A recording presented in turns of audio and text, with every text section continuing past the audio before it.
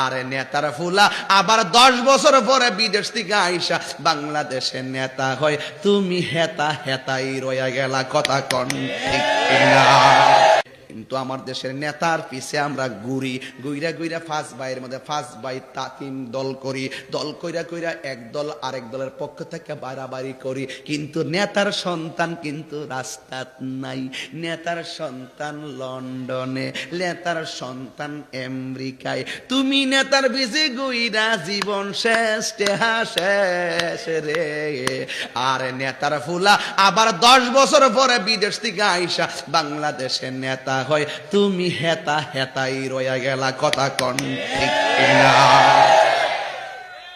একটাবারে খেয়াল করে দেখেন, আমার দেশের বহুত নেতা আছে, কর্মীরে রাস্তাত ফালাইয়া মার খাওয়ায়, কর্মীরে রাস্তাত ফালাইয়া ভাঙচুর করায়, কর্মীরে মাস্তায় ফালাইয়া দুনিয়া থেকে বিদায় করে দে, কিন্তু নিজের সন্তানটাকে রাস্তায় না নামাইয়া বিদেশ পাঠাইয়া ভালো করে লেখাপড়া করাইয়া দেশে আইনা নেতা বানাই। আর আমার দেশের মানুষগুলো নেতার পিছে ঘুরতে ঘুরতে সারা জীবন ধ্বংস কইরা ফালাই, কথা বলেন ঠিক কিনা? সারা জীবনে এই দল করছো, এই দল করছো, কিতা পাইছো, কিন্তু খবরদার নিজের জীবনকে বেসামাল গতিতে ঠেলে দিও না।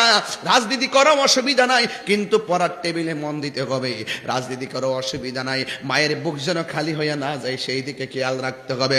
রাজনীতি করো অসুবিধা নাই, নিজের ভবিষ্যৎ জীবন যেন ধ্বংস না হয়, স্ত্রী যেন বিধবা না হয়, সন্তান যেন এতিম না হয়, সেই দিকে খেয়াল রাখতে হবে, কথা বলেন ঠিক কিনা? আজকে অনেকেই স্লোগান দিয়া দিয়া ফার্ম দিয়া দিয়া আপনারা মাঠে নামাই দিব, মাঠে নামায়া নামায়া জীবনটারে শেষ করে ফেলাইব। এই জীবনটা শেষ করতে মাঠে নামবেন না। আপনি স্লোগান দিতেছেন, আপনি বলতেছেন এইটা সংকট, এইটার সংকট, এই দুর্নীতি, এই দুর্নীতি, এই খাওয়ার নাই, এই দ্রব্যমূল্য বৃদ্ধি, আবার আপনি রাস্তায় উস্কাইয়া দিয়ে মাঠে নামাইয়া মানুষের গাড়ি ঘোড়া ভাঙচুর করতেছেন, কোন অধিকারে, কথা বলেন ঠিক কিনা? কথাগুলো গুরুত্বপূর্ণ কথা। এই জন্য আমার যুবক ভাইয়ারা, রাজনীতি করেন অসুবিধা নাই, কিন্তু খেয়াল রাখতে হবে ইজ্জত দেওয়ার মালিক আল্লাহ, ক্ষমতা দেওয়ার মালিক আল্লাহ, কিন্তু কোনো জুলুম করা যাবে না, কোনো জুলুম করা যাবে না, কোনো জুলুম করা যাবে না। প্রত্যেক ডিপার্টমেন্টে সমস্যা থাকতে পারে, তবে সকল সমস্যা সমাধান হয় সংলাপের মাধ্যমে।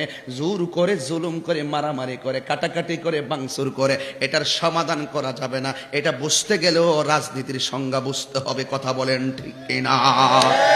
এই জন্য চাপাচাপি করে কোনো লাভ নাই, অনর্থক। দিন শেষে রাষ্ট্রের ক্ষতি, দিন শেষে নিজেরই ক্ষতি, নিজের জীবনের ক্ষতি, সেইগুলো থেকে খেয়াল রাখতে হবে।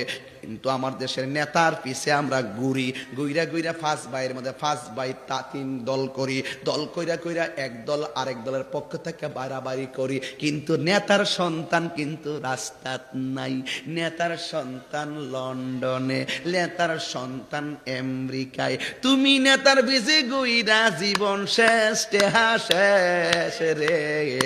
আর নেতার ফুলা আবার 10 বছর পরে বিদেশ থেকে আইসা বাংলাদেশের নেতা হয়, তুমি হেতা হেতাই রয়া গেলা, কথা কন ঠিক কিনা? কথা কি সত্য বলছি কিনা বলেন?